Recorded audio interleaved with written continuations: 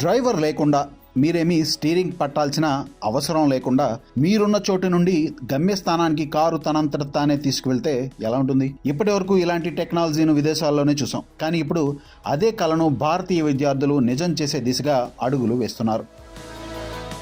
కర్ణాటకలోని మంగళూరులో విద్యార్థులు రూపొందించిన ఓ వినూత్న ఎలక్ట్రిక్ వాహనం ఇప్పుడు దేశవ్యాప్తంగా అందరి దృష్టి ఆకర్షిస్తోంది.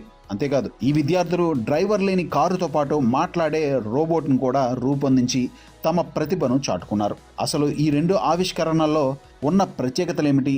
ఇప్పుడు పూర్తి వివరాలు తెలుసుకుందాం.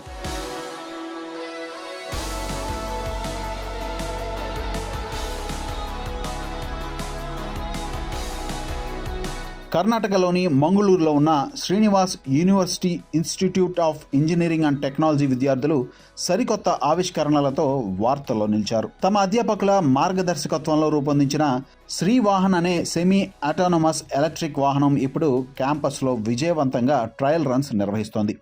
ఈ వాహనాన్ని చూసిన చాలామంది మొదట ఆశ్చర్యపోతున్నారు. ఎందుకంటే ఇందులో డ్రైవర్ లేకపోయినా వాహనం తనంతట తానే ముందుకు కదులుతోంది. ముఖ్యంగా మ్యాప్ చేసిన రూట్ను అనుసరిస్తూ సురక్షితంగా గమ్యస్థానానికి చేరుకుంటుంది.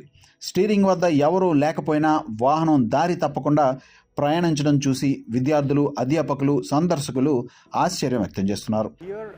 Our project objective was to build an autonomous vehicle for Indian roads. Basically, we are a member of 7 to 8 with the students, along with the support from Dean and research head. We have created this project.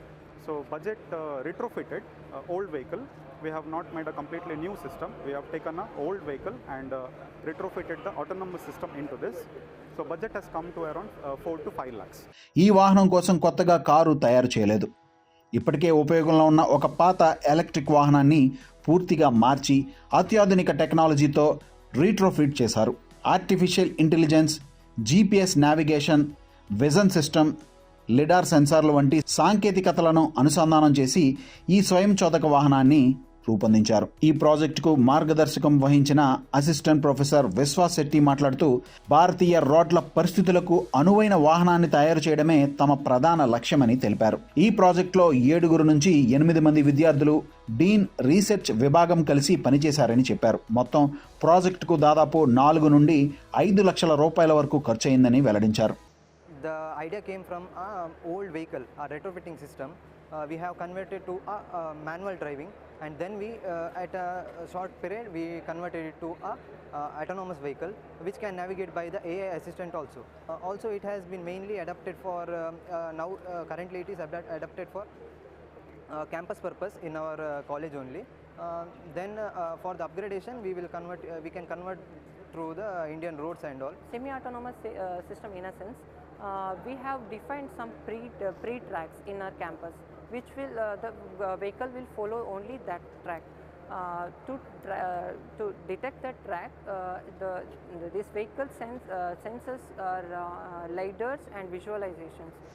ప్రస్తుతం ఇది university క్యాంపస్లో ముందుగానే నిర్ణయించిన మార్గాల్లో మాత్రమే ప్రయాణిస్తోంది. ఈ వాహనం పూర్తిస్థాయి డ్రైవర్లెస్ కారు కాదని, ప్రస్తుతం ఇది సెమీ అటానమస్ సిస్టమ్ అని విద్యార్థులు చెప్తున్నారు. అంటే ముందే రూపొందించిన మార్గాన్ని మాత్రమే ఇది అనుసరిస్తుంది. ఎలాంటి అత్యవసర పరిస్థితి వచ్చినా వెంటనే మనిషి నియంత్రణలోకి తీసుకునే ప్రత్యేక వ్యవస్థను కూడా ఇందులో ఏర్పాటు చేశారు. అవసరమైతే మాన్యువల్ డ్రైవింగ్కు మార్చుకునే అవకాశం కూడా ఉంది అని ఈ వాహనంలో మరో ప్రత్యేకత కూడా ఉంది. మాన్యువల్ మోడ్లో గంటకు సుమారు 28 కిలోమీటర్ల వేగంతో ప్రయాణించగలదు. అయితే అటానమస్ మోడ్లో భద్రత దృష్ట్యా గంటకు 5 కిలోమీటర్ల వేగంతో నడుస్తుంది.